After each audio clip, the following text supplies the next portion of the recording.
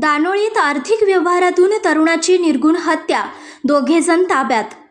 दानोळी तालुका शिरोळ. आर्थिक व्यवहाराच्या वादातून 40 वर्षीय तरुणाचा निर्घृण खून केल्याची धक्कादायक घटना दानोळी येथे उघडकीस आली.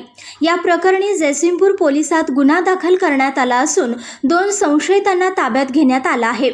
भरतेश्वर राजगोंडा टोपगोंडा, वय वर्ष 40, राहणार दानोळी असे मृत तरुणाचे नाव आहे. याबाबत शांतीनाथ चवगोंडा टोपगोंडा, वय वर्ष 47, राहणार सोनार गल्ली दानोळी यांनी फिर्याद दिली आहे.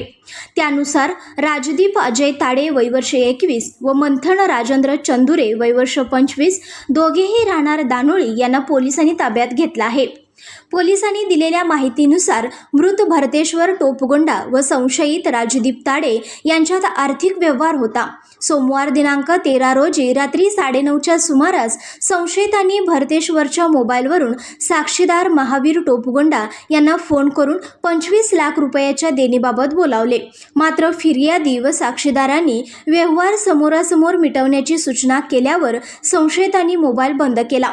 त्यानंतर मंगळवार दिनांक 14 रोजी सकाळी 11:30च्या सुमारास दानोळी येथील गट क्रमांक 972 मधील उसाच्या शेतात भरतेश्वर टोपगोंडा यांना अज्ञात साधनाने व लाथाबुक्क्यांनी मारहाण करून ठार मारण्यात आले, असे फिर्यादीत नमूद आहे.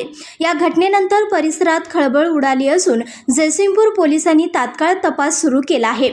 या प्रकरणाचा पुढील तपास उपविभागीय पोलीस अधिकारी अमोल ठाकूर करीत आहेत. संघर्ष या न्यूज चॅनलला लाईक करा, शेअर करा आणि सबस्क्राईब करा.